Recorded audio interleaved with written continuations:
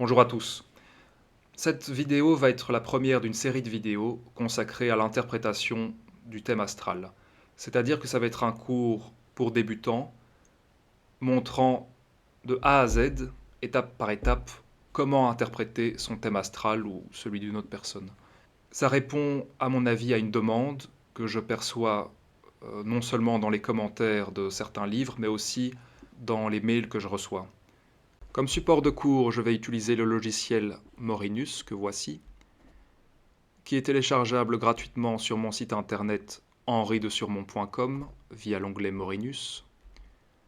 J'ai d'ailleurs consacré toute une vidéo au logiciel. Il s'agit en fait d'un tutoriel qui vous explique comment le télécharger, l'installer, le configurer et l'employer. Je vous conseille de visionner ça préalablement. Ça vous permettra de mieux suivre mes explications en direct. Sur ce même site internet, depuis l'onglet Astrologie, thème natal, votre thème astral gratuit, vous pouvez générer votre thème astral, enfin vos positions exactes, ce qui est pratique pour les débutants, c'est-à-dire que en mettant ici votre prénom, votre mois de naissance, le jour, l'année, l'heure,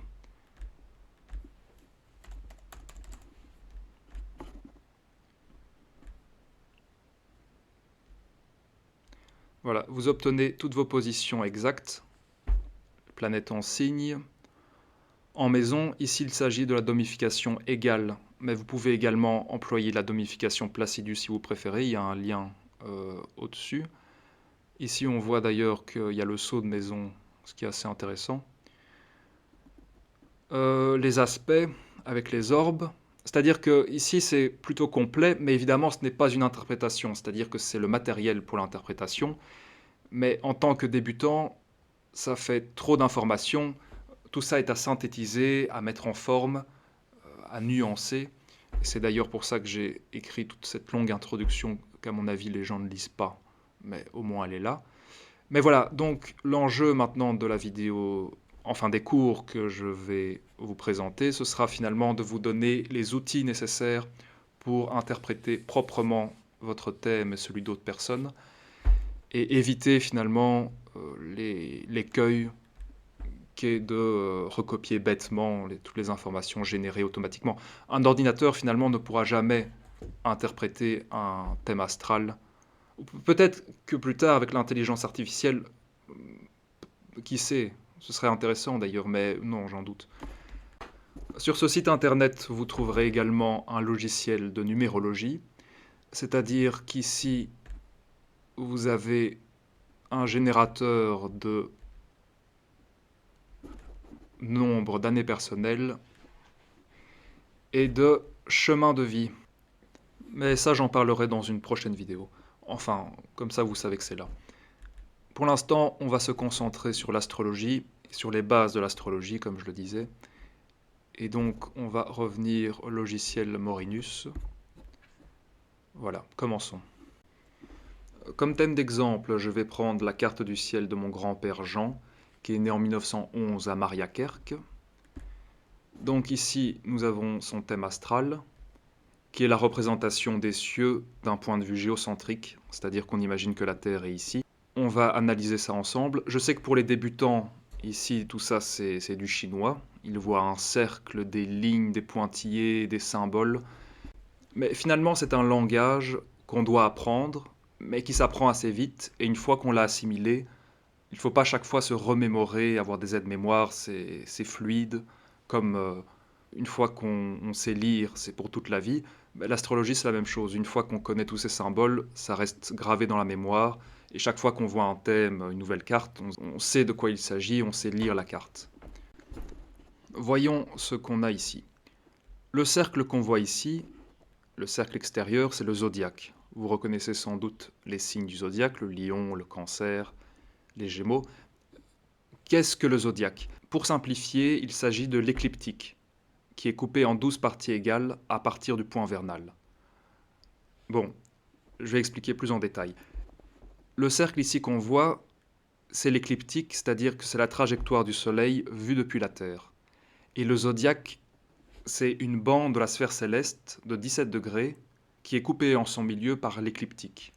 Pourquoi est-ce que c'est 17 degrés de large? Parce que les orbites des planètes s'écartent plus ou moins de l'écliptique. C'est ce qu'on appelle la latitude des planètes, qui est d'ailleurs indiquée ici dans données astronomiques.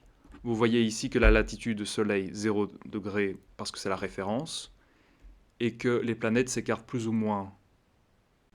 Mais finalement, ce qui nous intéresse ici avant tout, c'est la longitude des planètes qu'on a ici, c'est-à-dire la position des planètes dans le zodiaque par rapport au point de référence qui est le point vernal. Le point vernal, c'est le premier degré du bélier. Je vais vous montrer une image ici. Voilà. Le point vernal, c'est l'intersection entre l'équateur céleste, qui est donc la projection de l'équateur terrestre sur la sphère céleste, et l'écliptique. Ça correspond au passage du Soleil de l'hémisphère sud à l'hémisphère nord, ce qui se produit à l'équinoxe de printemps, c'est-à-dire à peu près au 21 mars de chaque année. C'est un point de repère saisonnier, le départ de ce qu'on appelle le zodiaque tropical, qui nous a été légué par Ptolémée, qui est finalement le père de l'astrologie occidentale. C'est un point très important. Il y a certaines personnes qui, vous verrez ça souvent dans les médias, des personnes qui disent oui, le zodiaque est faux, tout est décalé à cause de la précession des équinoxes. Mais ils n'ont pas compris qu'en astrologie occidentale, on utilise le zodiaque tropical. Donc comme je l'expliquais, à partir de ce point saisonnier, qui ne change pas, qui est chaque année au 21 mars, on découpe la sphère céleste en 12 parties égales. Et les hindous, finalement, eux, s'occupent du zodiaque des constellations, mais nous, on ne s'occupe pas des constellations. Et d'ailleurs, les personnes qui prétendent que les signes du zodiaque sont directement liés aux constellations du même nom, le lien n'est pas évident. D'ailleurs, on ne sait même pas si finalement c'est les constellations qui ont donné leur nom aux signes du zodiaque ou le contraire. Et d'ailleurs, les constellations ne sont pas de taille égale. Il y avait d'ailleurs cette polémique de la 13e constellation, où finalement il y aurait un 13e signe du zodiaque qui serait le Serpentaire, parce qu'il y a une constellation en plus. Tout ça pour dire qu'en astrologie occidentale, on s'occupe relativement peu des constellations, voire pas du tout. Parlons à présent des planètes en elles-mêmes. Ici, vous reconnaissez le Soleil, la Lune, Mercure, Vénus, Mars, Jupiter, Saturne, Uranus et Neptune, Pluton. Il y a deux catégories de planètes. D'abord les planètes rapides, le Soleil, la Lune, Mercure, Vénus et Mars, et les planètes lourdes, Saturne, Uranus, Neptune, Pluton. Et finalement, cette distinction entre planètes rapides et planètes lourdes dépend du temps qu'elles mettent à faire leur tour autour du Soleil. Mais ici, vu que c'est du point de vue de la Terre, du temps qu'elles mettent à faire le tour du zodiaque. Le Soleil, évidemment, il met 1 an. La Lune, elle met 29 jours. Le Mercure, moins d'1 an. Vénus, à peu près 1 an, un petit peu plus, je pense, si je ne me trompe pas. Par contre, les planètes Mars met, lui, 2 ans à faire le tour du zodiaque. Jupiter, 12 ans. Saturne, 29 ans. Uranus met 84 ans à faire le tour du zodiaque. Neptune, je crois qu'il met 186 ans, si je ne me trompe pas, et Pluton, plus de 200 ans, et je crois que c'est 276, mais je me trompe peut-être, il faudrait vérifier. N'hésitez pas à me corriger dans les commentaires. Et ces différences de vitesse de déplacement, on peut les constater facilement avec l'outil progression secondaire, puisque la progression secondaire, comme je l'expliquerai plus tard, ça consiste à ajouter un jour à la date de naissance. Donc là, on part du thème et puis on ajoute chaque fois un jour. Donc vous voyez, là j'ai ajouté 2 jours, la vitesse à laquelle la Lune se déplace. Le Soleil avance petit à petit, mais les planètes lourdes, par exemple, elles ne bougent pas, il y en a même qui reculent finalement. Vous voyez, quand il y a un petit R à côté de la planète, ça veut dire rétrograde, c'est-à-dire que du point de vue de la Terre, la planète semble reculer dans le zodiaque. Évidemment, en réalité, elle ne recule pas dans l'espace, mais c'est une, comment dire, une illusion, un peu comme quand on est dans un train qui ne bouge pas et qu'on voit un autre train se déplacer, on a l'impression que soi-même on bouge. Pour être plus exact, je vais prendre directement la définition donnée par Robson dans son manuel de l'étudiant en astrologie. Et lui dit « L'exemple le plus familier d'une illusion similaire est fourni par deux trains se déplaçant côte à côte. Du point de vue d'un homme assis dans le train plus lent, il est à l'arrêt, alors que le train qui le dépasse se meut en avant. Si toutefois son train se met progressivement à accélérer, l'autre lui semble ralentir, s'arrêter et enfin faire marche arrière, alors que son train avance progressivement. L'illustration n'est pas tout à fait analogue, mais sert sans doute à indiquer le principe en cause. Il suffit ici de souligner le fait qu'aucune planète ne recule vraiment et que la rétrogradation n'est qu'apparente. » Voilà. À présent, nous allons parler des maisons, c'est-à-dire de la domification. La première chose à prendre en compte de ce point de vue-là, c'est les 4 lignes qu'on voit ici, l'ascendant, le descendant, le fond du ciel, le milieu du ciel. C'est ce qu'on appelle les angles. Et les angles sont définis de manière astronomique et ne changent pas en fonction du système de domification. Par contre, pour la délimitation des 12 maisons qu'on voit ici, il y a différents systèmes qui ont leurs partisans, qui sont plus ou moins pertinents, on va en parler plus tard. Mais d'abord, l'ascendant. Qu'est-ce que l'ascendant? En fait, l'ascendant, c'est l'intersection entre l'écliptique et l'horizon local. C'est-à-dire, je vais vous montrer un schéma ici. L'ascendant, c'est ce point-là. Intersection entre l'écliptique, qui est la ligne ici, et l'horizon local. Je vais vous montrer un schéma beaucoup plus clair. Ici, on voit donc que l'ascendant correspond à l'intersection entre le zodiaque et l'horizon est de la personne, selon où elle se trouve. Et on voit que le milieu du ciel est l'intersection entre le zodiaque et le méridien. Et donc le milieu du ciel ne correspond pas exactement au zénith. Et d'ailleurs, je me rends compte que j'ai fait une grosse erreur dans beaucoup de mes livres, c'est-à-dire que j'évoquais le nadir pour parler du fond du ciel, mais non, le nadir et le fond du ciel, ce n'est pas pareil, donc si je vous ai induit en erreur par rapport à ça, excusez-moi. Donc, l'ascendant-descendant, c'est l'axe qu'on appelle l'horizon, tandis que l'axe milieu du ciel, fond du ciel, c'est le méridien. Et donc, pour l'endroit précis où on se trouve, le soleil, quand il va se lever, il va se trouver à l'ascendant. Quand il va culminer, il va se trouver ici, près du milieu du ciel. Et quand il va se coucher, il va être au descendant. Et donc, tout ce qui est en dessous de l'horizon, c'est la nuit, entre guillemets. C'est-à-dire que les personnes qui sont nées la nuit, leur soleil est dans ces maisons-là, tandis que les personnes qui sont nées le soir, le soleil est plutôt ici. Et ça vaut évidemment pour la lune. Quand la lune se lève, elle est ici, quand elle culmine, elle est là.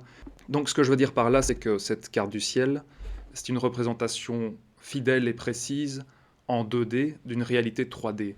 Mais qu'il n'y a rien d'ésotérique ou c'est quelque chose, finalement, c'est la représentation du ciel la plus rationnelle et la plus intelligible possible. La domification, en quelque sorte, c'est un zodiaque personnel à l'échelle d'un jour. C'est-à-dire qu'à l'échelle d'un jour, la sphère céleste est coupée en 12 parties, tandis que le zodiaque, c'est à l'échelle d'une année que la sphère céleste est divisée en 12 parties. Et ces maisons modifient l'influence des astres dans les différents signes du zodiaque. Et d'une manière générale, les maisons concernent plus des événements de la vie et de l'environnement du natif, tandis que les signes du zodiaque influencent souvent d'abord le caractère, la dimension psychologique, les dispositions personnelles. Mais ça, j'en parlerai plus tard quand je parlerai de l'interprétation en tant que telle. Maintenant, venons-en aux différents systèmes de domification. Comme je l'ai évoqué tout à l'heure, ici, il y a une liste exhaustive de tous les systèmes. La plupart des astrologues utilisent par défaut la domification Placidus, qui date du XVIIe siècle et qui a été popularisée par l'astrologue Raphaël. C'est en fait le premier système de domification dont des tables de maison ont été imprimées et diffusées à grande échelle. C'est pour ça que en fait, c'est le système le plus employé. Mais donc, comme je viens de le dire, c'est un système qui date du XVIIe siècle. Et comme vous le voyez, les maisons ont des tailles inégales. Et selon moi, ce système là n'est pas rationnel, n'est ni traditionnel, ni rationnel, ni efficace. Et de base, en fait, pourquoi est-ce que si le zodiaque, finalement, c'est la division en 12 parties égales de la sphère céleste à partir du point vernal, et si l'ascendant, en quelque sorte, est le point vernal individuel et à l'échelle d'une journée, pourquoi ne pas simplement couper en 12 parties égales à partir de l'ascendant, la sphère céleste? Eh bien, en fait, c'était la méthode employée par Ptolémée. C'est-à-dire que Ptolémée, qui nous a transmis l'astrologie telle qu'on la connaît aujourd'hui, eh bien, Ptolémée n'utilisait pas la domification Placidus. Il n'utilisait pas Regiomontanus. Il utilisait la domification égale. C'est-à-dire que, très logiquement, il coupait la sphère céleste à partir de l'ascendant en 12 parties égales. Et c'est vrai qu'à la réflexion, on peut se poser la question, pourquoi le zodiaque est divisé en 12 parties égales et les maisons seraient divisées de manière inégale? Dire, ça n'a pas de sens. Parce que finalement, comme je l'avais dit au début, le zodiaque, c'est une division en 12 parties égales, mais arbitraire, c'est-à-dire à partir d'un point défini astronomiquement, on coupe le reste. Et ben, les maisons, c'est la même chose. Ça devrait être la même chose. Mais comme vous voyez, à travers les siècles, surtout en fait à partir du XVIe siècle, des mathématiciens ont commencé, par souci de scientificité, à inventer des systèmes très compliqués. Par exemple, ici le logiciel s'appelle Morinus en hommage à Jean-Baptiste Morin de Villefranche, qui était un célèbre astrologue français au service du roi Louis XIV et de Richelieu. Eh bien lui, il était partisan de la domification Regiomontanus. Et d'ailleurs, je vais bientôt republier un de ses livres où il combattait un autre astrologue dont j'ai oublié le nom, qui lui utilisait la domification égale. Et donc vous voyez, c'est un débat qui a déjà des siècles, et ce sera intéressant d'ailleurs pour les personnes qui s'intéressent un peu à cette problématique, de voir les arguments de Morin de Villefranche, qui combattait donc la domification égale, au profit de la Regiomontanus. Mais maintenant, évidemment, plus personne n'utilise Regiomontanus, tout le monde utilise Placidus sans se poser la question. Moi-même, au départ, j'étais même pas conscient de la problématique de la domification. J'utilisais Placidus parce que sur Astrothème, c'était Placidus, et que tout le monde utilisait ça. Je me disais, et aussi l'astrologue Hadès, qui parlait sans cesse de la tradition, qu'il fallait utiliser les choses traditionnelles, que la modernité, il utilisait Placidus. Alors je me disais sans doute que c'est la domification traditionnelle, mais en fait pas du tout. Ça peut pas être traditionnel si ça date du XVIIe siècle. Mais par ailleurs, il y a des arguments très solides en faveur de la domification égale et en défaveur de la domification Placidus et des autres domifications inégales. Je vais vous montrer ça. Donc là, ici, on est en domification Placidus pour Maria Kerk, qui se situe en Belgique. Mais si maintenant je mets Reykjavik, qui est donc la capitale d'Islande, il y a quand même des gens qui habitent là-bas, qui naissent là-bas. Reykjavik, normalement, il devrait être là. Voilà, ici. Et juste pour rire, je vais mettre au mois de novembre. Oui, voilà. Si on se retrouve avec ça, comment voulez-vous qu'on interprète un tel thème? C'est pas possible. Maison 12 énorme, maison 6 énorme, maison 1... Non, ça n'a pas de sens. Ici, les gens en Islande et des latitudes encore plus nordiques, ils sont bien obligés d'utiliser la domification égale. Si je remets la domification égale, là, c'est un thème qu'on peut analyser. Alors évidemment, les angles sont très proches, mais voilà, c'est pas... En fait, c'est ça aussi, ce qui dérange beaucoup des tenants des domifications inégales, c'est qu'ils aiment bien, ils tiennent à ce que le milieu du ciel soit le début de la maison 10. Parce que de toute façon, l'ascendant, c'est toujours le début de la maison 1, mais le milieu du ciel, avec la domification égale, vous voyez, il vagabonde. Ici, par exemple, il est en maison 7. Mais pourquoi est-ce que absolument le milieu du ciel devrait être le départ de la maison 10?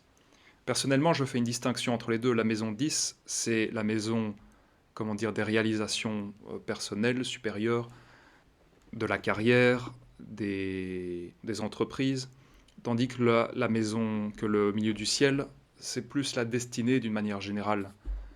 De toute manière, ici, on n'a pas le choix, on ne peut pas interprété le thème en domification Placidus. Et je crois qu'en domification Regiomontanus, ça doit être comparable. Oui, là c'est encore pire. Dame, regardez-moi ça. Bon, ça ressemble à rien du tout.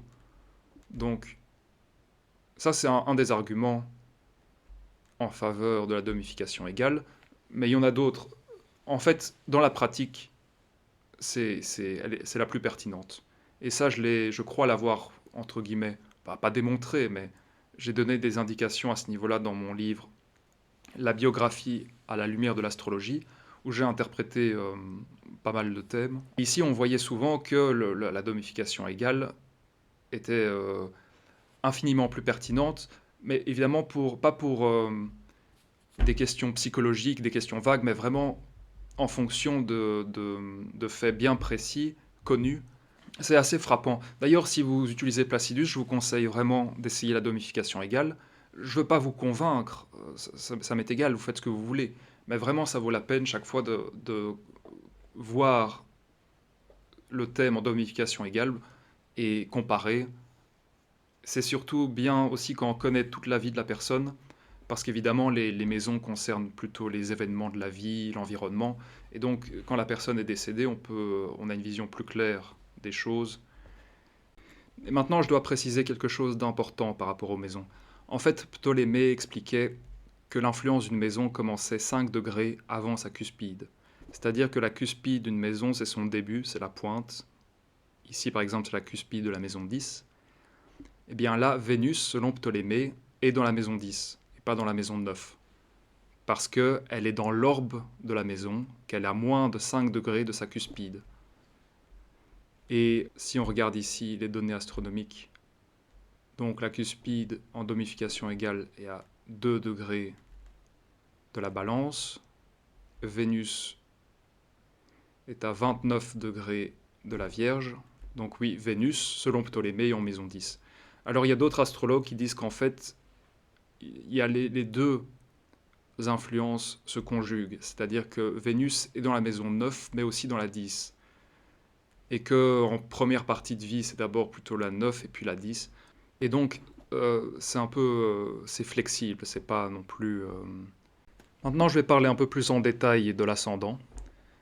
C'est un des points les plus importants du thème, sinon le plus important, en tout cas au premier abord.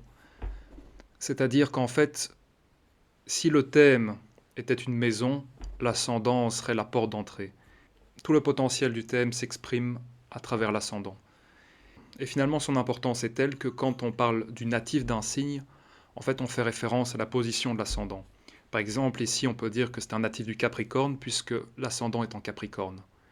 C'est seulement quand l'astrologie a été popularisée et vulgarisée, entre guillemets, pour le grand public, qu'on a donné tant d'importance aux signes solaires, puisqu'alors, ça devient très facile pour chacun de savoir de quel signe solaire il est, puisqu'il suffit de connaître sa date de naissance. Et alors que l'ascendant, évidemment, ça dépend de l'heure de naissance, de la position, enfin bref. Et l'ascendant a une grande influence sur le caractère et surtout sur le côté le plus évident de la personnalité, c'est-à-dire la manière dont on est perçu par autrui au premier abord, ce qu'on exprime publiquement, mais ce n'est pas le côté le plus intime de la personnalité. J'y reviendrai évidemment quand on parlera de l'interprétation en tant que telle. Mais le deuxième point très important, c'est le milieu du ciel. Et le milieu du ciel, lui, il concerne plutôt l'élévation du natif, c'est-à-dire la manière dont il va s'élever, se réaliser dans la vie, et ses réalisations personnelles, et qui sont, comment dire, exprimées au grand jour, et tout ce qui finalement va répondre aux aspirations et aux ambitions du natif, selon évidemment la force du thème en lui-même. Mais c'est un point très important et ça aussi, le milieu du ciel, j'y reviendrai parce qu'il a une grande importance dans l'interprétation. Mais évidemment, le fond du ciel, lui, a une influence plus intime. Il concerne plutôt les parents. Et finalement, toutes les maisons, ici les 12 maisons, concernent chacune un secteur de la vie. Ici, la première maison, c'est un peu la prolongation de l'ascendant, c'est-à-dire ça concerne le caractère, la vitalité, le potentiel héréditaire. C'est pas la maison la plus simple à interpréter. Et quand des planètes se trouvent là, s'il y a une seule planète, c'est déjà plus simple, elle aura une influence très grande sur la personnalité et la manière dont le natif exprimera sa personnalité. Mais quand il y en a plusieurs, c'est moins évident. Mais en tout cas, ce qui est certain, c'est que la maison 1 est une maison importante et que les planètes qui s'y trouvent gagnent en puissance puisque c'est une maison angulaire. Comme l'est la maison 7, qui est aussi une maison angulaire, la maison 4 et la maison 10. Les 4 maisons angulaires qui sont les 4 maisons les plus puissantes. Et dans l'ordre, la maison 1, la maison 10, la maison 7 et la maison 4. Et donc les planètes qui vont se trouver dans ces angles vont avoir une influence, vont gagner en puissance. Et notamment, surtout si la planète en question est conjointe à un angle, et ça j'y reviendrai plus tard parce que ça concerne alors les planètes dominantes du thème. Mais en attendant ici, la deuxième maison, c'est celle qui concerne les biens du natif, c'est-à-dire l'argent, ses revenus. La maison 3, ça concerne son intellect, la pensée non pas abstraite, mais la pensée concrète, puisqu'en fait la pensée abstraite et philosophique, c'est la maison 9, mais la maison 3, c'est la pensée concrète et, comment dire, rationnelle, si on veut. Et donc l'intellect, mais aussi les écrits, les livres, les frères et sœurs, les déplacements, les cousins. En fait, chaque maison a souvent une signification vraiment très forte qui concerne le natif lui-même. Et puis après, elle concerne tous des secteurs secondaires. Et ça, vous trouverez une liste exhaustive dans mon manuel et dans les manuels que j'ai publiés de Cépharial de Robson. Et ici, finalement, je ne vais pas rentrer dans les détails de la signification de chaque maison, de chaque signe du zodiaque. Toutes ces informations-là, vous les trouverez, encore une fois, dans les livres. Ou dans les livres et également avec le générateur de thèmes dont j'ai parlé au début de la vidéo. Ce qu'il faut bien comprendre, c'est que la planète en elle-même a une influence essentielle, c'est-à-dire qu'elle est d'une certaine nature. Par exemple, Mars est une nature chaude, guerrière, masculine, virile, agressive, et cette planète signifie le feu, la guerre, les disputes, mais aussi l'énergie, la pugnacité. Et l'influence essentielle de la planète est modifiée par le signe et ensuite par la maison. Donc, il y a 3 influences qui se conjuguent. Il y a une sorte de triade, planète, signe, maison. Et si on connaît bien ce que signifie chaque planète, chaque signe et chaque maison, on peut en déduire des informations très précises, à la fois sur le caractère, mais aussi sur les événements de la vie, l'environnement du natif, parce qu'il y a toujours plusieurs niveaux de lecture. C'est pas seulement la psychologie, mais c'est aussi les événements. Et les gens qui prétendent que l'astrologie se limite seulement à une psychologie se trompent très gravement. C'est pas du tout ça. D'ailleurs, l'aspect événementiel est souvent plus passionnant que le côté psychologique. Si ça se limite à une psychologie, ça aurait beaucoup moins d'intérêt à être étudié. Et d'ailleurs, il faut bien l'avouer, enfin il faut bien le dire, c'est qu'il y a un déterminisme astrologique. Il faut maintenant aborder un sujet très très important et un peu technique, c'est les maîtrises des signes, c'est-à-dire les dignités et débilités essentielles des planètes. C'est le lien qui existe d'une part entre les planètes et les signes du zodiaque d'autre part. C'est-à-dire que les planètes, en raison de leur nature essentielle, sont plus ou moins à l'aise dans les différents signes du zodiaque. Elles sont plus ou moins libres de s'exprimer, d'exprimer leur plein potentiel. Il y a certains signes du zodiaque dans lesquels les planètes n'aiment pas se trouver. Par exemple, Mars est en domicile en Scorpion et en Bélier parce que sa nature essentielle s'accorde à la nature essentielle du Scorpion et du Bélier. Par contre, il est en chute dans le signe du Cancer parce que sa nature ne s'accorde absolument pas à celle du Cancer qui est le signe du foyer, le signe de la famille.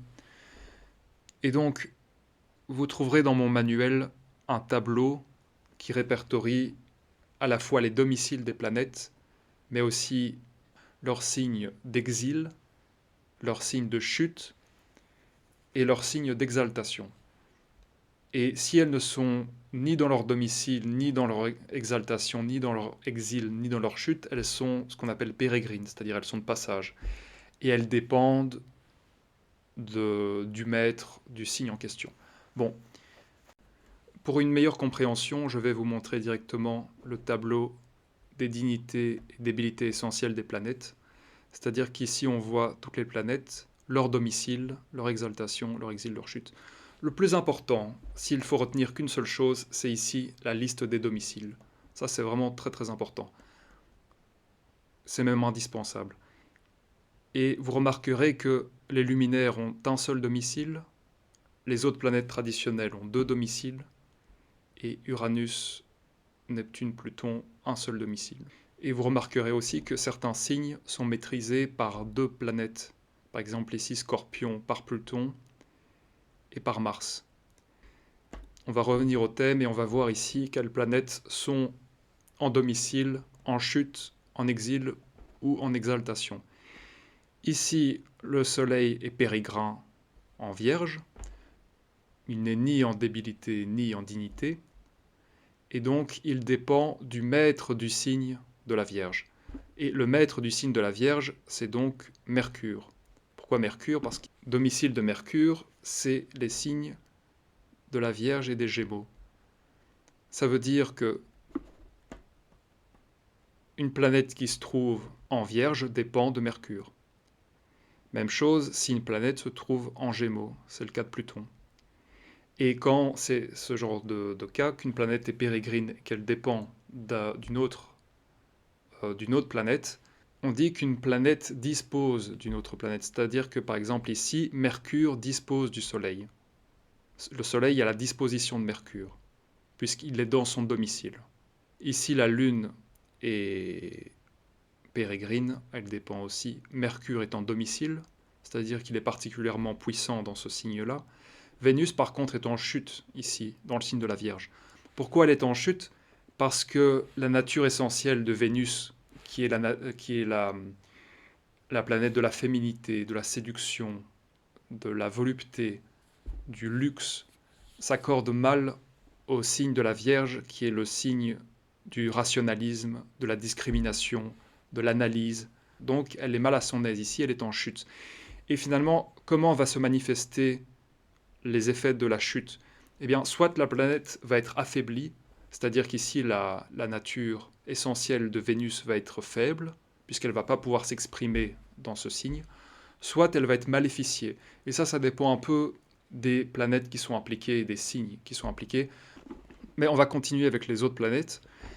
Ici, Jupiter est pérégrin, et il a donc pour maître Mars, comme dispositeur si vous préférez, Mars et Pluton. Dans ce cas-là, on accorde toujours plus d'importance au premier maître, c'est-à-dire au maître traditionnel, c'est-à-dire la planète visible. Ici, il s'agit de Mars, tandis que Pluton est le deuxième maître, puisque c'est une planète beaucoup plus lointaine, mais qui a son importance tout de même. C'est juste une hiérarchie pour faciliter le travail. Ici, ça marche, donc là je parlais pour l'instant des planètes, mais cette histoire de maîtrise et de domicile, ça marche aussi pour les angles ici. Par exemple, l'ascendant, et ça c'est très très important, l'ascendant est en Capricorne, et donc le maître de l'ascendant, c'est-à-dire la planète qui se trouve en domicile en Capricorne, c'est Saturne. Donc ici, le maître de l'ascendant est Saturne. Et Saturne aura une grande influence sur la manière dont va agir le natif. Et c'est un facteur de premier ordre, le maître de l'ascendant. On va regarder la position de Saturne, ça permettra de voir de quelle manière va s'exprimer le potentiel du natif. Comme je disais ici, l'ascendant est un facteur de premier ordre, et bien le maître de l'ascendant, c'est un facteur de force égale. Puisque, comme je viens de dire, il faut imaginer en fait que l'ascendant est comme pérégrin dans tous les signes qu'il traverse. Il a une grande influence, mais il est pérégrin. Il faut voir absolument de quel signe, de quelle planète il dépend, de quelle planète dispose de l'ascendant. Et ici, en l'occurrence, Saturne dispose de l'ascendant. Donc on analysera avec attention la position de Saturne, et j'y reviendrai après parce que ça a une importance pour la détermination des planètes dominantes. Et donc, si je continue ici, Uranus est pérégrin, rétrograde, Saturne est pérégrin, et ici Mars est en exil, c'est-à-dire il n'est pas en chute, mais il est en exil, c'est-à-dire que, je ne me trompe pas, hein, Mars en exil en taureau. C'est-à-dire qu'en fait sa nature s'accorde assez mal à celle du taureau, et ici par expérience, en général, quand Mars est dans le taureau, elle peut rendre le natif assez bourru, et il ne va pas utiliser de pincettes, vous voyez ce que je veux dire, assez brut de décoffrage. Et ici, en l'occurrence, je parlerai après du caractère de la vie de mon grand-père, mais ici, ça s'avère particulièrement exact, surtout que ici, Mars est conjoint à l'étoile Algol, l'étoile fixe. J'en parlerai plus tard. Et en fait, ce que j'ai dit par rapport à l'ascendant s'applique aussi aux autres angles et aux autres maisons. C'est-à-dire qu'ici, par exemple, le maître du milieu du ciel, en fait, les maîtres du milieu du ciel sont Pluton et Mars. Ici, le maître de la deuxième maison, les maîtres, c'est Uranus et Saturne. Ici, de la troisième maison, Neptune et Jupiter, etc., etc. Et ici, en domification égale, il y a un problème qui se pose. C'est-à-dire que parfois, le signe à la cuspide de la quatrième maison est différent du signe au fond du ciel. Mais ici, c'est le cas en l'occurrence. Donc, selon moi, il faut donner la priorité au fond du ciel en ce qui concerne les parents, le père par exemple, et tout ce qui concerne les affaires immobilières et le foyer en tant que tel. Je dirais que ça concerne plutôt la maison 4 définie par la domification égale. Mais ici, il y a encore peut-être des recherches à faire, c'est pas absolu ce que je suis en train de dire. Mais ici, par exemple, j'en parlerai plus tard, mais le père de mon grand-père était, semble-t-il, beaucoup plus influencé par Vénus, c'est-à-dire par le fond du ciel en taureau, que par la maison 4 en bélier. Et finalement, ce que je suis en train d'expliquer ici, ça signifie que toutes les planètes ont différentes maîtrises sur les différentes maisons. C'est-à-dire qu'il faut toujours garder en tête que Saturne est le maître de l'ascendant et aussi de la deuxième maison, que Mars est le maître de la quatrième maison et du milieu du ciel, et de la maison 11 aussi, que le Soleil est le maître de la maison 8, etc. etc. Et ça va servir notamment en astrologie prévisionnelle, c'est-à-dire que quand on sera amené à interpréter une révolution solaire, eh bien, il faudra garder en tête que chaque planète a une maîtrise sur certaines maisons. Et évidemment, quand une planète maîtrise plusieurs maisons, ça facilite pas la tâche d'interprétation, mais il y a toujours moyen de distinguer finalement quelle maison est en cause selon le reste des indications. En l'occurrence, les maîtres les plus importants, c'est les maîtres de l'ascendant et du milieu du ciel.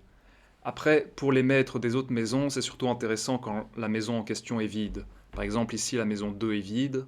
Alors, consulter le maître de la maison 2 permet de juger de cette question-là, c'est-à-dire de juger des questions d'argent, de revenus. Même chose pour le maître de la maison 3. Mais quand une maison est déjà fortement occupée, comme la maison 9 ici, et ici, finalement, on constate que le maître est lui-même dans la maison 9, donc ça ajoute encore de l'importance à cette maison-là. Et ici, la maison 5, il y a déjà 2 planètes dedans. Donc évidemment, il faut équilibrer d'une part l'influence des planètes dans les maisons elles-mêmes, avec l'influence du maître selon sa position. Maintenant, je vais aborder la question des aspects. Les aspects, c'est les liens qui existent entre les planètes en fonction de leur position respective. C'est-à-dire que le premier aspect majeur et le plus important, c'est la conjonction. La conjonction, c'est quand 2 planètes se trouvent dans la même zone du zodiaque. C'est-à-dire, ils sont conjoints, ils sont ensemble. Ici, par exemple, il y a une conjonction étroite entre Mercure et la Lune. Ici, il y a une conjonction déjà un peu plus large entre Mars et Saturne, une conjonction entre Mercure et Vénus. Mais par contre, ici, Vénus et la Lune ne sont pas en conjonction puisqu'il y a Mercure entre les deux. C'est-à-dire qu'il ne peut pas y avoir de conjonction entre 2 planètes si une autre planète se trouve au milieu. Et évidemment, on ne considère pas seulement les aspects exacts, par exemple ici les conjonctions exactes, mais on admet une zone d'influence en deçà et au-delà de l'aspect exact, qu'on appelle orbe. C'est-à-dire que, en général, pour une conjonction, par exemple, on admet un orbe de 7 degrés, un peu plus pour les luminaires. Par exemple, ici, si la conjonction entre la Lune et Mercure était exacte, il serait sur le même degré, mais ici, ce n'est pas le cas. Il y a un orbe de à peu près 4 degrés. Il y a un outil assez pratique ici dans le tableau. Vous allez dans Aspect, et là, vous avez tous les aspects avec les orbes. Par exemple, ici, on voit la Lune et Mercure sont en conjonction avec un orbe de 3,2 degrés. Ici, évidemment, pour savoir de quel aspect il s'agit, il faut connaître les symboles. Ici, par exemple, c'est un semi-carré, c'est un aspect mineur. Ici, ça, c'est le symbole de la conjonction. Ça, c'est le symbole du trigone. Je vais les évoquer juste après. Le carré. Et ici, quand un aspect est encadré, ça veut dire que c'est un aspect très précis, donc d'autant plus influent. Parce qu'effectivement, plus l'orbe est important, moins l'aspect a de puissance. Une conjonction presque exacte sera toujours beaucoup plus puissante. Mais pour en revenir aux aspects en eux-mêmes, donc je viens d'évoquer la conjonction, qui est le plus puissant des aspects, c'est-à-dire que les deux planètes agissent alors conjointement. Mais ce n'est ni un aspect favorable ni défavorable, c'est-à-dire que ça dépend des planètes impliquées, ça dépend de la position en signe, ça dépend de beaucoup de choses. Par contre, les autres aspects ont une nature bénéfique ou maléfique. Par exemple, ici, un aspect très bénéfique, c'est le trigone. C'est un angle de 120 degrés. Et là, on admet un orbe de plus ou moins 5 degrés jusqu'à 7 degrés. Ici, par exemple, on voit que Mars est en trigone avec ses planètes ici. Le trigone le plus précis de Mars, c'est le trigone à Mercure, parce qu'on voit Mercure est à 19 degrés de la Vierge et Mars est à 20 degrés du Taureau. Et donc les trigones, pour qu'il y ait un trigone, il faut non seulement que l'angle soit bon, mais aussi que ce soit deux signes de même élément. J'en ai pas encore parlé, mais si vous voulez, le zodiaque est composé de signes de différents éléments. Donc il y a d'abord les signes de feu, que sont le bélier, le lion, le sagittaire, les signes de terre, que sont le taureau, la vierge, le capricorne, les signes d'air, gémeaux, balance, verseau, et enfin les signes d'eau, cancer, scorpion, poisson. Et donc ces signes ont naturellement une affinité entre eux, puisqu'ils sont de même élément. Et donc si les planètes se trouvent dans des signes de même élément et qu'ils sont dans l'orbe du trigone de 120 degrés, eh bien leurs influences respectives se soutiennent l'une l'autre et s'harmonisent. Ça, c'est le trigone. Et il y a un autre aspect bénéfique qui est le sextile qu'on voit ici, qui est un aspect de 60 degrés. Et ça, c'est quand l'élément eau, par exemple, s'accorde avec l'élément terre. L'élément feu s'accorde avec l'élément air. Ce n'est pas les mêmes éléments, mais c'est des éléments compatibles. Donc ici, par exemple, on voit qu'il y a un sextile entre Neptune, qui est plus ou moins à 18 degrés du Cancer, avec Mercure, qui est à peu près aux 19 degrés de la Vierge. Par contre, l'orbe pour le sextile est un peu plus restreint que le trigone. C'est-à-dire que dans mon manuel, j'ai donné comme orbe 5 degrés pour le sextile, tandis que le trigone, ça peut aller jusqu'à 8 degrés.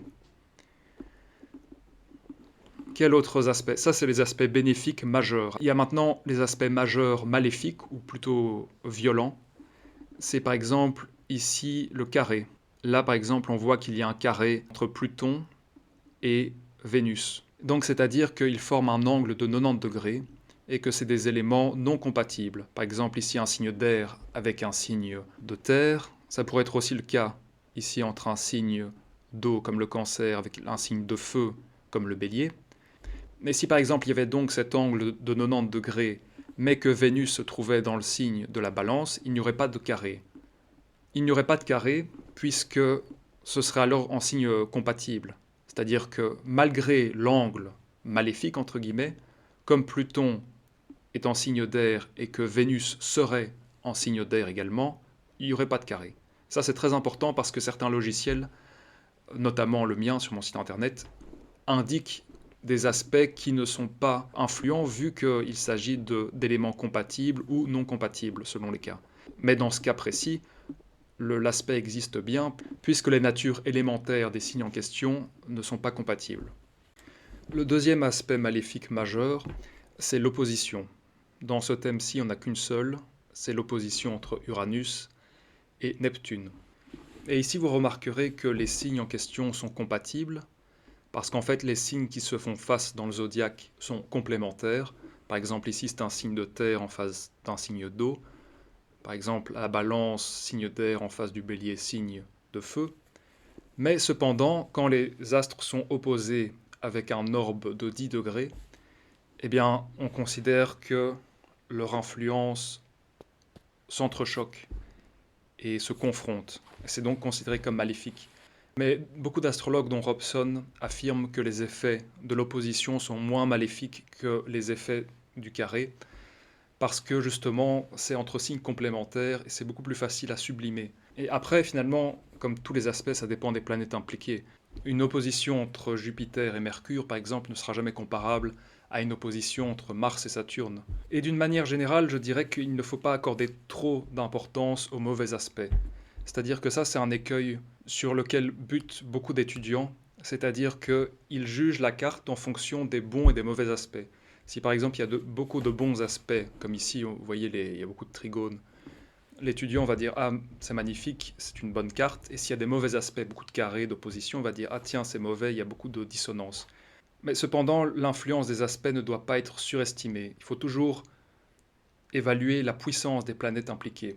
Et les aspects les plus puissants, ceux qu'il faut prendre en compte en priorité, c'est les aspects entre planètes angulaires. Et d'autre part, les planètes en domicile sont puissantes et bénéfiques par nature, c'est-à-dire que les mauvais aspects seront atténués par cette position de domicile ou d'exaltation. Tandis qu'à contrario, les planètes en position en état de débilité, c'est-à-dire soit en chute, soit en exil, eh bien, ces planètes seront plus affectées par les mauvais aspects, et d'autre part, les bons aspects seront affaiblis. Et d'une manière générale, l'importance des aspects dépendra de l'importance des significateurs qui sont impliqués. C'est-à-dire que les aspects des luminaires, du Soleil, donc du Soleil et de la Lune, seront d'autant plus importants, de même que les aspects du maître de l'ascendant, ici donc de Saturne. Les aspects, comme les positions, impliquent toujours plusieurs niveaux de lecture, c'est-à-dire que ça indique toujours un trait de caractère, mais aussi une rencontre, un événement de la vie, un aspect de l'environnement, des circonstances. Donc c'est pas, encore une fois, c'est pas seulement la psychologie. Et aussi très important à ajouter, c'est que les aspects peuvent être surmontés. C'est-à-dire que souvent les mauvais aspects signifient des défauts. Ça peut être vrai aussi pour les positions, mais donc les défauts signifiés par les aspects peuvent être surmontés. Et c'est d'ailleurs un des intérêts de l'astrologie, c'est-à-dire que connaître ses faiblesses et ses défauts, ça donne la possibilité de mieux se corriger et de tendre au meilleur. Et d'ailleurs, souvent, les aspects violents nous poussent à nous dépasser parce que ça nous met dans des situations telles qu'on est confronté à notre milieu et qu'on est forgé par ces expériences-là. Maintenant qu'on a passé en revue les différents constituants du thème astral, je vais expliquer l'interprétation en elle-même en prenant donc comme exemple la carte de mon grand-père ici présente. Bien, la première chose à faire en voyant un thème astral, c'est d'en déterminer les planètes dominantes. Avant même de s'intéresser à l'ascendant et la position des luminaires dans les signes, il faut absolument savoir quelle planète influence le plus l'individu. Parce que voyez-vous, on est bien plus un jupitérien, un saturnien ou un vénusien qu'on est un cancer, un lion, un scorpion, un sagittaire. Si on néglige les planètes dominantes, on risque de passer à côté de l'essentiel de la carte et donc de l'individu, à la fois du point de vue de son caractère et de sa destinée. Donc j'insiste là-dessus, les planètes dominantes ont vraiment une importance primordiale. Après, la difficulté, comme on le verra plus tard, c'est quand il y a une multitude de planètes dominantes. Et quand il y a beaucoup de planètes dominantes, en général, c'est que l'individu est d'autant plus compliqué et aura une destinée d'autant plus en dents de scie.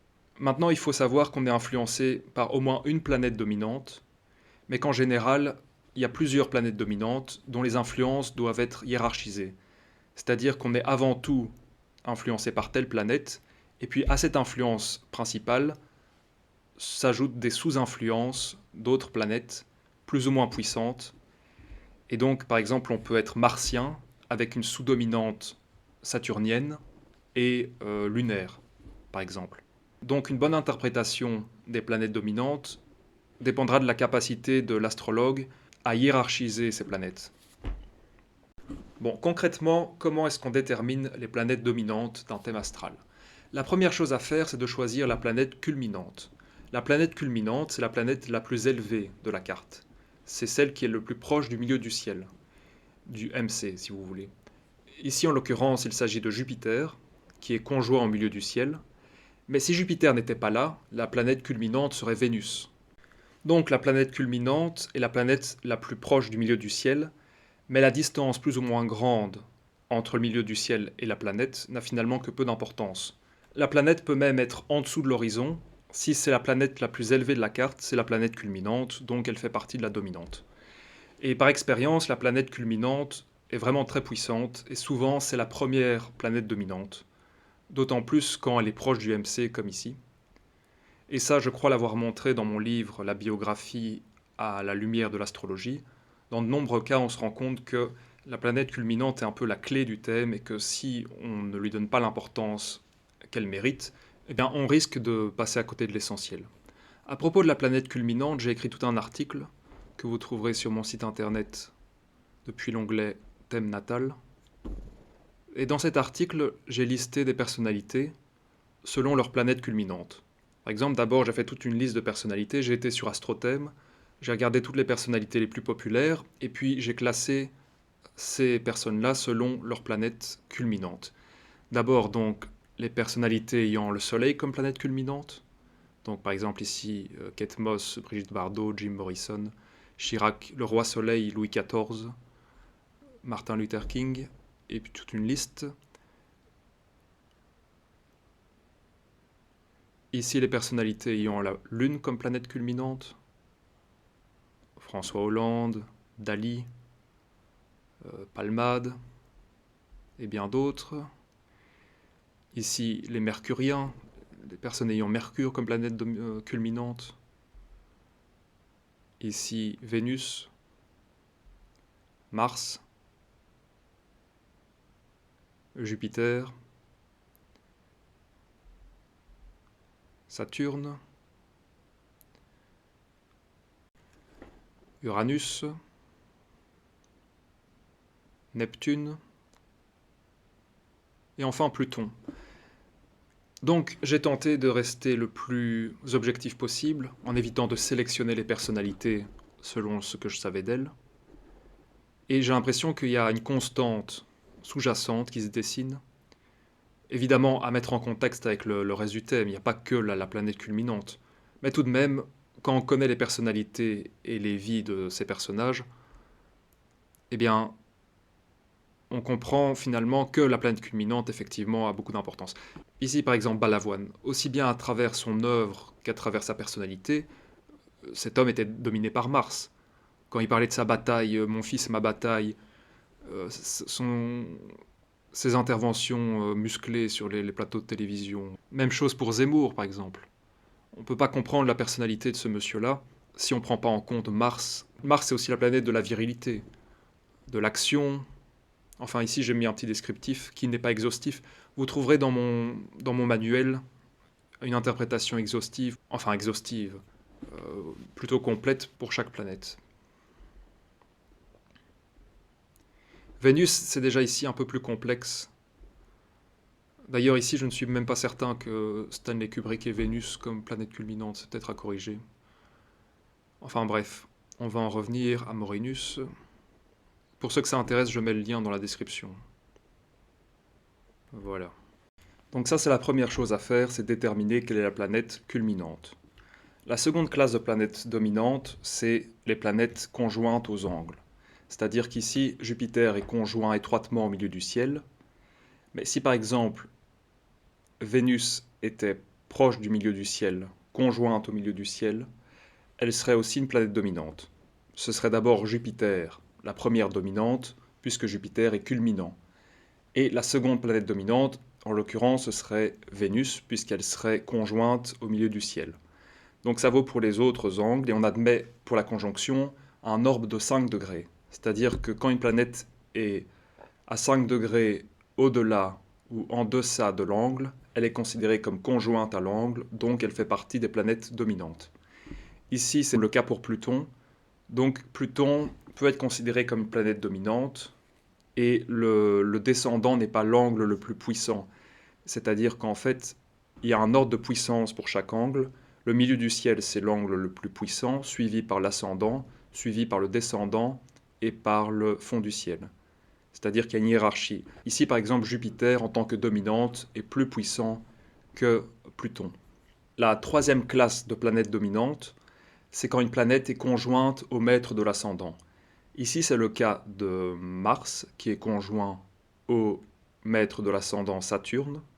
Donc Mars fait partie des planètes dominantes. Et en général, quand une planète est étroitement conjointe au maître de l'ascendant, elle est vraiment puissante.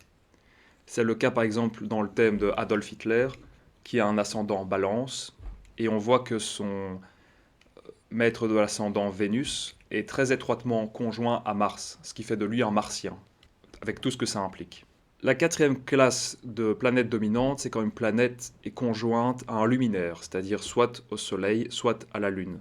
Ici, c'est le cas de Mercure, qui est conjoint étroitement à la Lune, ce qui fait que Mercure fait partie des planètes dominantes.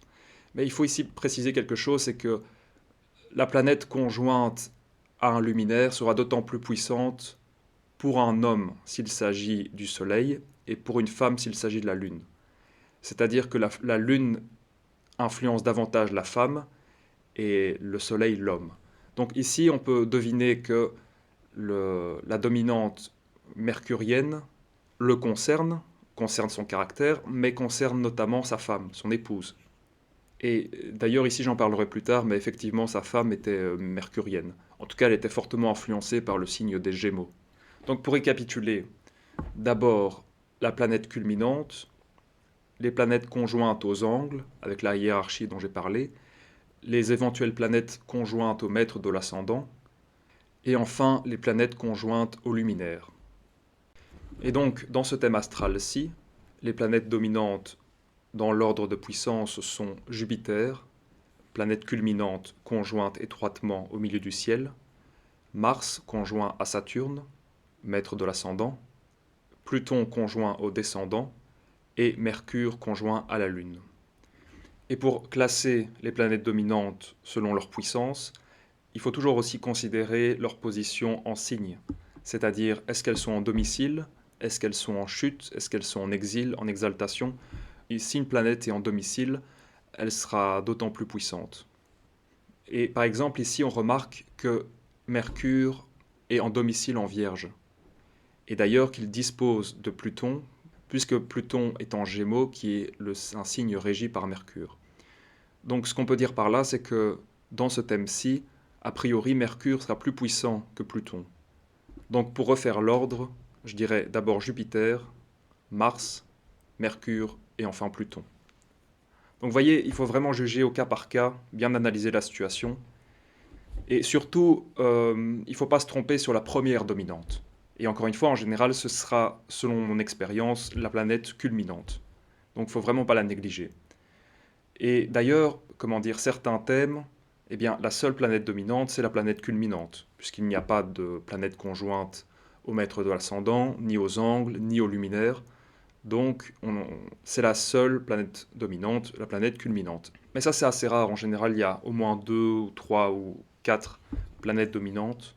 Mais plus il y a de planètes dominantes, et plus l'individu sera tiraillé entre différents influx qui seront d'autant plus difficiles à harmoniser. Vous voyez ce que je veux dire?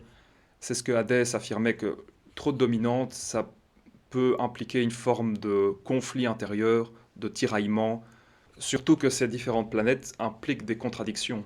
C'est-à-dire que le jupitérien n'a rien à voir avec le saturnien, qui n'a rien à voir avec le vénusien. Par exemple, si on voit une forte influence de Vénus et une forte influence de Saturne, eh bien, l'individu sera tiraillé entre des influences complètement opposées. C'est-à-dire que Vénus incline à la volupté, à la fête, à la légèreté, au raffinement, etc., tandis que Saturne incline à la solitude, au travail, à l'introversion. Donc, quelqu'un de très influencé par Saturne et par Vénus en souffrira souvent. À moins qu'il arrive au bout d'un certain temps à harmoniser ces différents influx. Mais donc vous voyez ce que je veux dire, plus il y a de planètes dominantes, plus ce travail d'harmonisation des influences va être potentiellement long et difficile pour le natif. Mais bon, ça c'est une généralité, chaque cas évidemment est unique. Donc comme première approche pour l'interprétation de ce thème astral, on va l'envisager du point de vue de Jupiter, puisque le natif est en l'occurrence un jupitérien. Jupiter, c'est la plus grosse planète du système solaire. Par analogie, on peut donc penser à un personnage imposant, qui a une vision large de la vie et des choses, qui aura tendance à être prospère, à être généreux, tout en étant plutôt jovial, optimiste, c'est-à-dire qui aura tendance à voir le bon côté de chaque situation, tolérant, tout en accordant beaucoup d'importance aux principes, aux bonnes mœurs, à l'honorabilité, un peu en tant que bon père de famille. Jupiter implique en fait une certaine droiture morale, mais qui n'est pas contraignante, qui n'est pas rigide. C'est-à-dire que le jupitérien en général est tout de même assez libéral, même si encore une fois il attache beaucoup d'importance aux principes, aux lois, notamment sur le plan philosophique et religieux. C'est-à-dire que Jupiter peut, pour certains, donner une tendance à s'intéresser à la chose métaphysique. D'un autre côté, Jupiter, c'est aussi le rôle du guide. Le jupitérien aura tendance à guider les autres, ou à vouloir guider les autres. Et avec Jupiter, on peut toujours s'attendre à une expansion, à une forme de prospérité sur le plan matériel, parce que cette planète implique des capacités d'organisation et une capacité à saisir les opportunités qui se présentent. Et aussi, Jupiter aura tendance à donner une carrière libérale et donne assez bien de chances de réussir, entre guillemets, dans sa sphère d'activité. D'ailleurs, souvent dans les livres, notamment ceux de Robson et Cépharial, vous verrez que si Jupiter se trouve aux alentours du milieu du ciel, on dit que le natif va s'élever à une position supérieure à sa position de naissance. Et ici, évidemment, je brosse un peu dans les grandes lignes, mais si vous voulez connaître chaque planète et chaque signe du zodiaque à fond, je vous invite à vous référer aux différents manuels que j'ai publiés.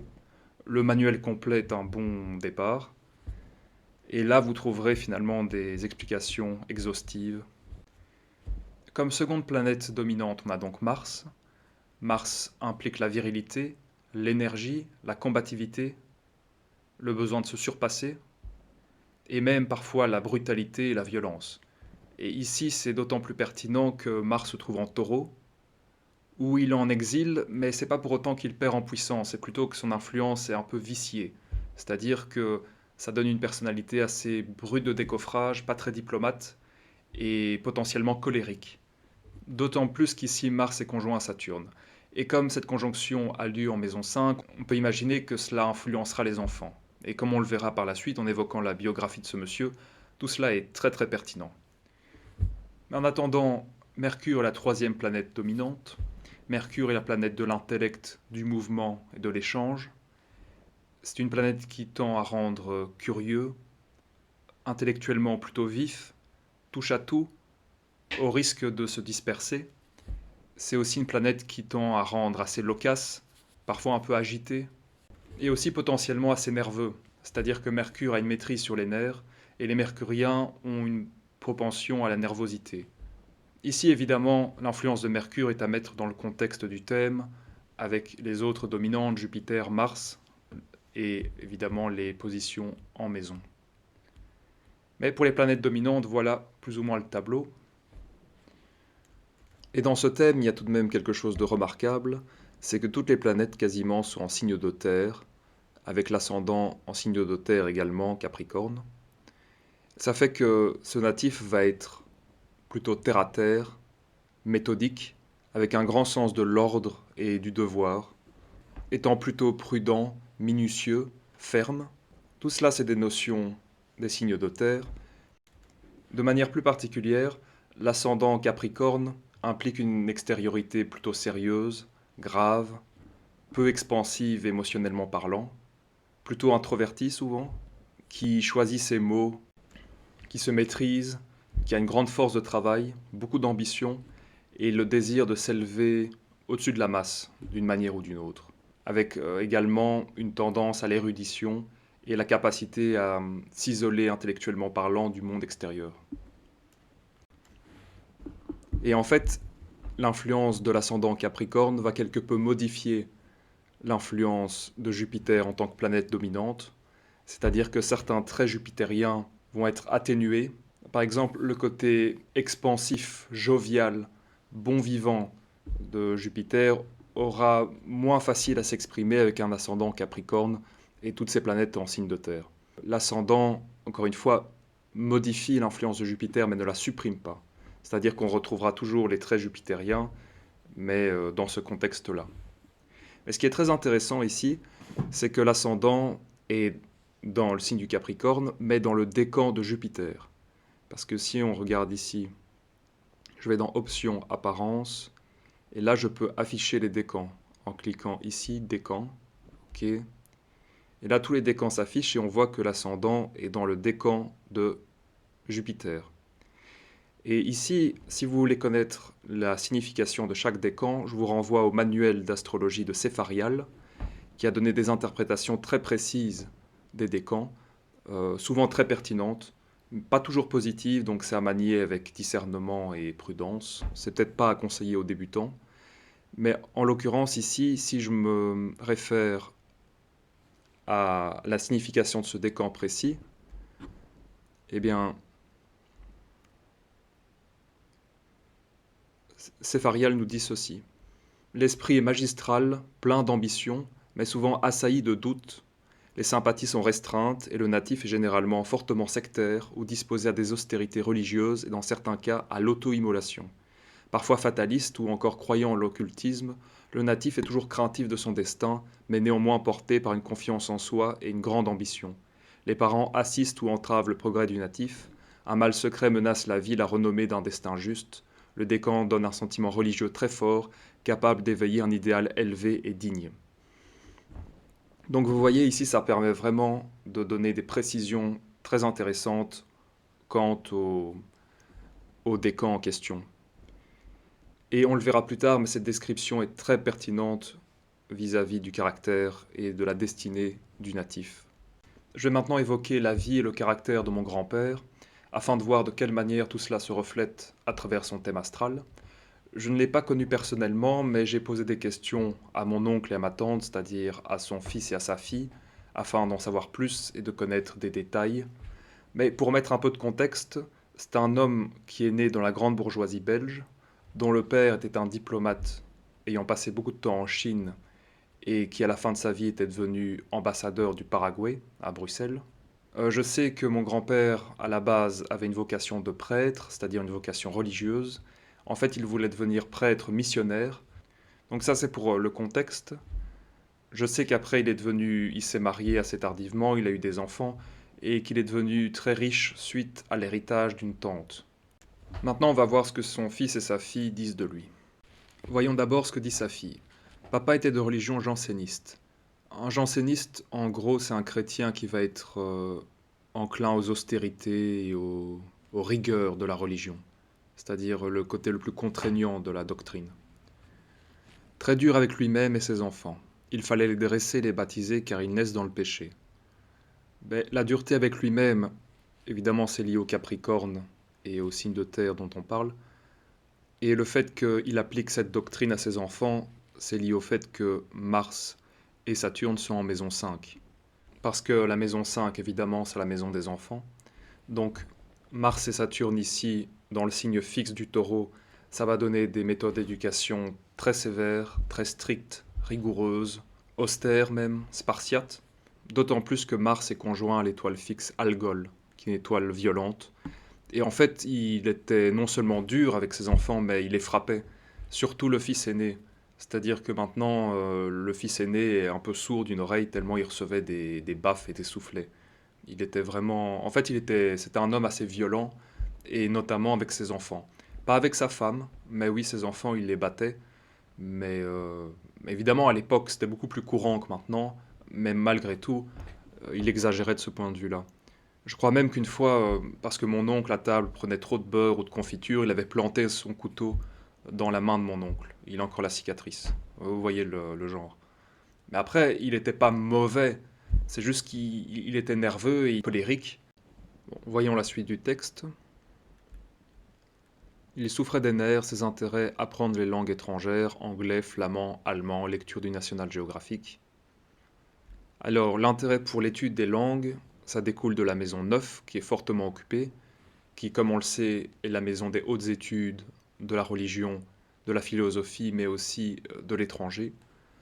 Et donc, Mercure en maison 9, qui d'ailleurs est maître de la maison 9, en Vierge, en trigone ici à Mars et Saturne, maître de l'ascendant, ça va effectivement donner une propension à étudier les langues. Et les livres sur la nature, la psychologie ou la religion, oui, alors l'érudition c'est lié au Capricorne, mais Mercure conjoint la Lune en maison 9 en Vierge, ça indique une grande diversité dans les intérêts, beaucoup de curiosité, et finalement c'est pas quelqu'un qui est devenu un grand spécialiste dans une matière, mais qui a étendu son érudition à énormément de sujets différents. Et son grand intérêt pour la nature est lié au maître de l'ascendant Saturne en taureau. D'ailleurs, il s'essaya à l'agriculture pendant quelques temps, comme on l'évoquera plus tard. Mais donc voilà, c'était quelqu'un qui lisait énormément, qui s'intéressait à énormément de choses. Il aimait aussi faire des expériences de chimie sur la table de la salle à manger. Quand il lisait, il prenait des notes avec sa machine à écrire et ses deux index. Il comptait lire ses fiches à la retraite. Alors, effectivement, après le séminaire et après son mariage, il a suivi des études de chimie. Et il faisait des expériences chez lui de chimie, ce qui est assez hors du commun. Et ça, c'est directement lié à l'influence de la Vierge, qui est, comment dire, qui a une maîtrise sur la science moderne et sur la chimie en particulier. Et également, le côté expérimentateur à la maison, c'est aussi lié à Uranus en maison 1. Parce que Uranus va avoir tendance à donner un côté un peu innovateur, expérimentateur, à essayer de sortir des chemins battus. Et il est véridique qu'il prenait énormément de notes, c'est-à-dire non seulement de ses lectures, mais également de tout ce qu'il voyait, de ce qu'il entendait. J'ai eu l'occasion de consulter ses notes et il consignait en fait énormément de choses et notamment des infimes détails. Et je pense que ceci est lié à la conjonction Mercure-Lune en Vierge. Finalement, la Lune, c'est le quotidien, Mercure, c'est l'intellect, et d'une manière générale, la Lune en Vierge va donner un grand sens de l'observation, et Mercure ici va donner un esprit très logique, très rationnel, avec un grand besoin d'exactitude. Il n'aimait pas son travail à la réception de l'hôpital Brugmann à Jette. Pour être plus exact, il travaillait en fait dans l'administration de cet hôpital, ce qui est signifié par le Capricorne. On peut toutefois s'étonner du fait qu'il ait été employé, alors qu'il a Jupiter au milieu du ciel, et que Jupiter c'est la planète du guide, du chef d'entreprise. Mais en fait c'est un homme qui déjà il n'était pas satisfait par ce travail-là, comme l'explique ma tante. Et il a eu, comment dire, il a cherché sa voie pendant longtemps. C'est-à-dire qu'à la base il voulait être prêtre missionnaire, ce qui est directement lié à l'influence de Jupiter, de la maison 9, du décan, du Capricorne, comme on l'a déjà évoqué. Et il a fait le séminaire, c'est-à-dire 3 ans de philosophie et 2 ans de théologie, mais il n'est pas devenu prêtre. Et finalement, il n'aura jamais vraiment trouvé sa voie, sa vocation véritable. Par exemple, il aura toujours évoqué que son grand rêve serait été d'être chef d'orchestre. Et encore une fois, ça c'est lié à Jupiter, mais aussi à la maison 5. Il écoutait beaucoup de musique classique, et à mon avis, il écoutait de la musique classique assez dramatique et austère et énergique, comme Jean-Sébastien Bach ou Beethoven par exemple. Et pour en revenir à la carrière, ce qui est intéressant de noter ici, c'est que Jupiter est maître de la maison 12, qui est entre autres la maison des hôpitaux, des asiles. Donc voyons la suite du texte. Il avait fait des études de séminariste pour devenir missionnaire, mais n'a pas terminé car son supérieur lui a dit que ce n'était pas pour lui, car il ne donnerait pas facilement l'absolution. Donc ça on l'a déjà évoqué. Quand on ne voulait plus aller à la messe, il était très désemparé et m'a demandé s'il devait nous interdire d'y aller pour qu'on y aille. Je lui ai dit d'essayer. Il aimait bien de discuter, mais cela finissait souvent sur la religion. Donc, à mon avis, au premier abord, il était assez taciturne, réservé, Mais quand on le connaissait, sans doute qu'il aimait bien parler, discuter, ce qui est signifié par la conjonction Lune-Mercure, et le fait que ça tourne souvent autour de la religion, de la philosophie, de la métaphysique, c'est sans doute que ça se passe dans la maison 9. Alors, il ne souriait pas souvent et j'essayais de l'amuser avec mes anecdotes d'école.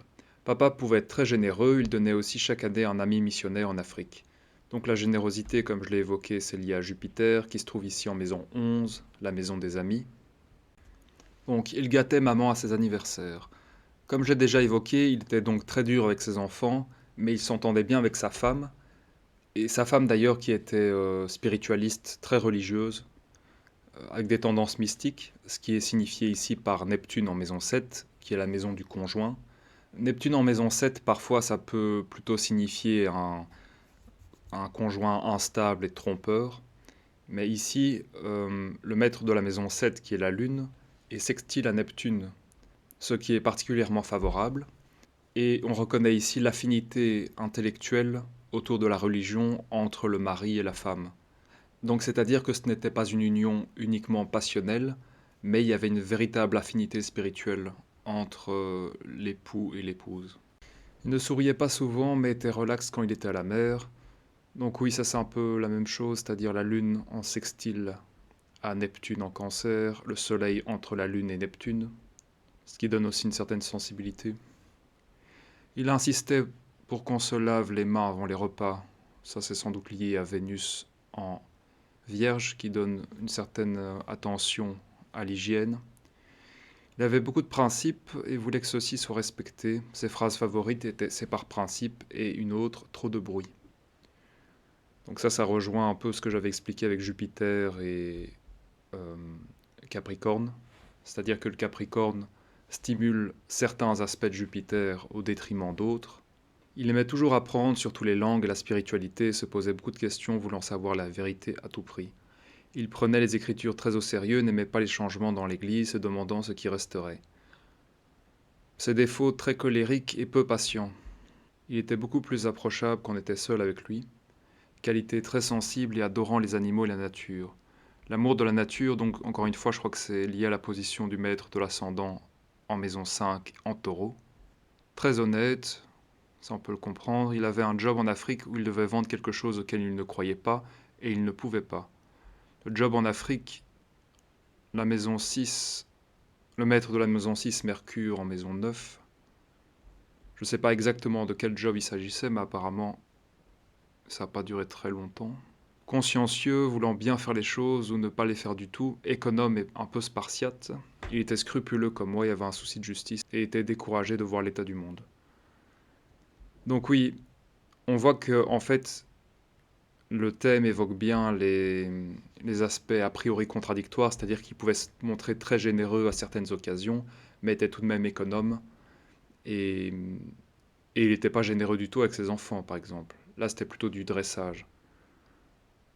Donc ça, c'est l'avis, le point de vue de ma tante, donc de sa fille. Maintenant, on peut voir un peu le point de vue de son fils, qui lui avait été bastonné, donc très grand, très fort, imposant, effraie certaines personnes, beaucoup de force physique. Tout ça, on l'a déjà évoqué. Il a été au Congo en bateau. Il frappait ses enfants, ça on le sait. Religion, il vivait en dessous de ses moyens. Beaucoup de lectures variées, beaucoup de notes. Inclination scientifique, s'intéressait notamment à l'énergie atomique. A étudié la chimie, ça on le sait. Nerveux, trop de bruit, emmène ses enfants au musée. Donc oui, en fait, ses enfants, il était dur avec eux, mais en même temps, il s'y consacrait beaucoup. Parce que le maître de l'ascendant est en maison 5, c'est-à-dire que ça devait être une de ses préoccupations principales, sinon la principale, c'était l'éducation de ses enfants. Donc selon lui, c'était la bonne manière de faire à la dure. Et donc quand il emmène ses enfants au musée, c'est aussi par ambition, enfin pour élever ses enfants à quelque chose de supérieur. Ne pas se créer de besoins inutiles, vivre avec le nécessaire, pas de superflu, pas de glace. Savoir se maîtriser, attendre le repas pour boire de l'eau. Dans le tram, ah oui, ça c'est ce que mon oncle m'a raconté, c'est qu'une fois dans le tram, il lisait les Confessions de Saint-Augustin et une étudiante de l'ULB, d'une université de Bruxelles, se moquait de lui pour cette lecture et apparemment il avait défendu sa foi. Donc il pouvait se montrer très combatif, ce qui découle de l'influence de Mars, Énergique, viril, force de la nature, sportif, course à pied, natation, la même chose, Mars. Très affecté par le décès de sa fille, Anne, à 16 ans, première fois qu'on l'a vu pleurer. Oui, donc il a perdu une de ses filles, qui était sans doute sa fille préférée, qui est signifiée ici par Vénus en Vierge, en maison 9.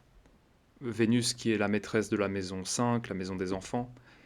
Et c'était une jeune fille donc qui avait une leucémie et qui était très pieuse, qui priait le rosaire. C'était une petite, c'était une sainte en fait. Encore maintenant dans la famille, elle est considérée comme une sainte. Et ça c'est donc signifié par Vénus en Vierge en maison 9. Et Vénus ici est carré à Pluton. Un carré quasi exact, donc violent. Et ça l'a vraiment beaucoup affecté. Et d'ailleurs, il est mort quelques années plus tard. Dressage des enfants, coup de couteau, on en a parlé, jamais malade mais nerveux. Gros héritage de terre, fermage, chasse, immeuble, d'une tante alors qu'il avait 45 ans. Ça c'est intéressant. Donc à 45 ans, il est devenu riche grâce à cet héritage-là. Euh, il a continué à travailler même il n'avait plus besoin de travailler. Et ce gros héritage à l'âge de 45 ans d'une tante est lié donc à Jupiter au milieu du ciel en Scorpion. Scorpion qui a notamment une maîtrise sur les héritages avec la maison 8. Jupiter, c'est notamment la planète des oncles et des tantes. Au milieu du ciel, 45 ans, c'est un âge jupitérien. Vous voyez, il y a plusieurs indices qui convergent quant à cet événement, cette richesse découlant d'un héritage d'une tante. Et par la suite, il a fait de très bons investissements, mais dans certaines affaires, il a été arnaqué par ses associés. Il a notamment perdu 50 000 francs dans une affaire, et ça c'est signifié par Neptune en maison 7.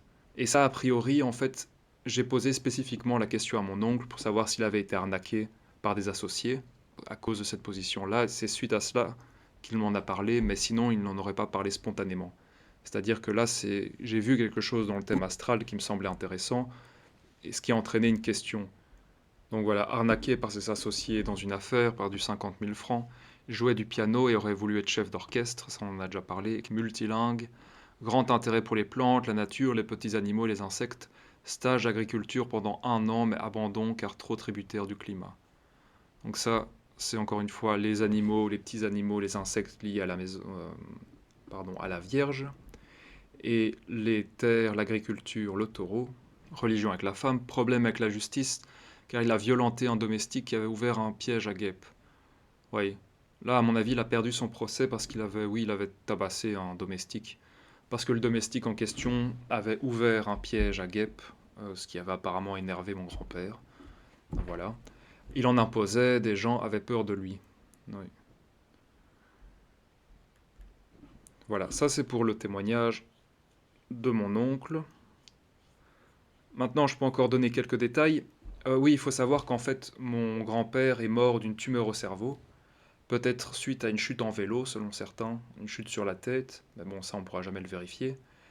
Et à la fin de sa vie, il avait perdu quelque peu l'esprit. D'ailleurs, j'ai lu certaines de ses lettres qui n'avaient aucun sens, et donc c'est une fin assez dramatique. Il y avait cette tumeur dans son cerveau qui petit à petit le rendait quelque peu, le rendait fou. Et l'indice de cette tumeur au cerveau, on en retrouve la trace dans le thème astral, étant donné que Mars est conjoint à l'étoile fixe Algol, comme on le voit ici. Si je clique sur apparence, étoile fixe, ok, là on voit que Mars est conjoint à Algol très étroitement. Et Algol, selon la tradition, prédispose aux accidents à la tête. D'ailleurs, Algol, c'est la tête de la Méduse. Euh, dans la constellation de Perséus. Mais il y a un autre indice qui est très très intéressant, c'est les degrés symboliques de Cépharial. Ici, la maîtresse de la conjonction Saturne-Mars est Vénus. Et le degré symbolique de Vénus est le suivant.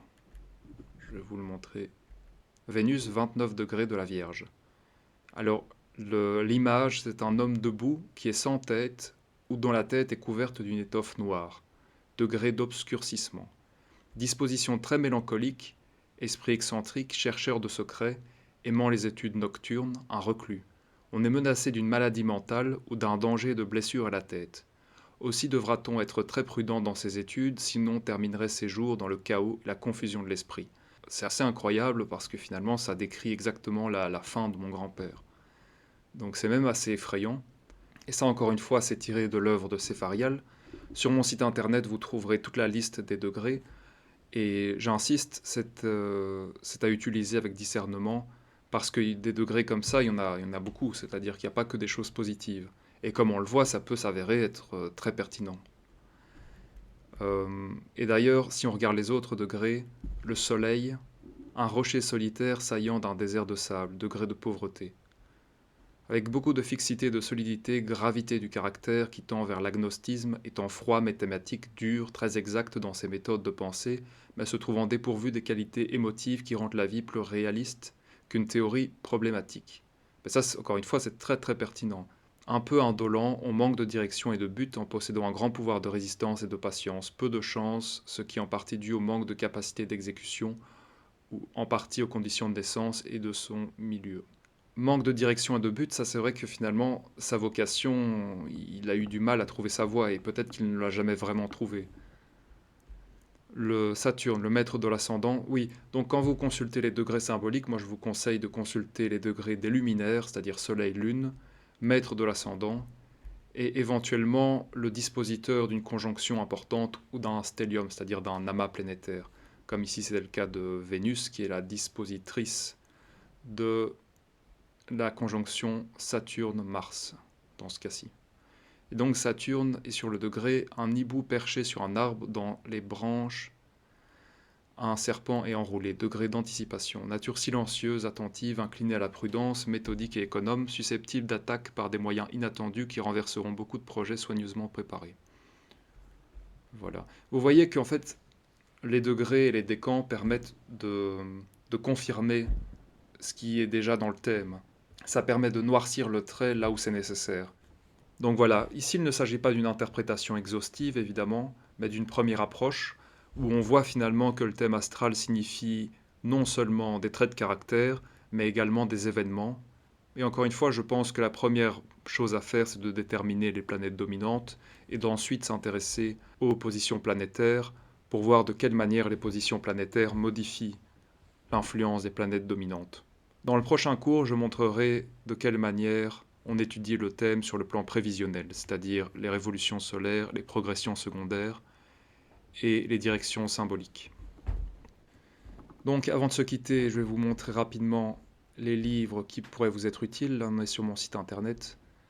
Donc le manuel complet contient toutes les informations que je viens de vous donner, avec en plus des interprétations exhaustives pour chaque planète, chaque signe du zodiaque, mais également chaque position en signe, en maison, les différents aspects.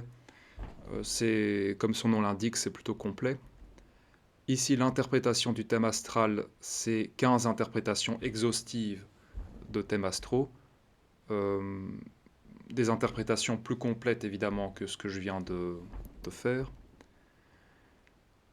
Ici, le logiciel Morinus que je viens de vous montrer. Le manuel d'astrologie traditionnelle de Cépharial, il est très intéressant, il contient notamment la liste des décans, les interprétations de chaque décan dont je vous ai parlé. Manuel d'interprétation des révolutions solaires, ça c'est tout ce qui est prévisionnel, ce sera pour une prochaine vidéo. Manuel de l'étudiant d'astrologie de Robson, ça c'est un manuel encore une fois complet et très rigoureux. Qu'est-ce qu'il y a d'autre? Je pense qu'on a fait le tour. Le guide quotidien, c'est prévisionnel. Astrologie horaire, ça c'est déjà plus compliqué. Astrologie médicale, astrologie et sexualité. Enfin sexualité, relation sentimentale plutôt. Voilà. Donc j'espère que ça vous a plu. Si vous voulez visionner d'autres vidéos de ce genre-là, n'hésitez pas à vous abonner puisque je vais en poster un certain nombre. Et n'hésitez pas non plus à mettre un pouce bleu, ça fait toujours plaisir. Voilà, merci beaucoup pour votre écoute et à la prochaine pour une nouvelle vidéo. Ciao ciao.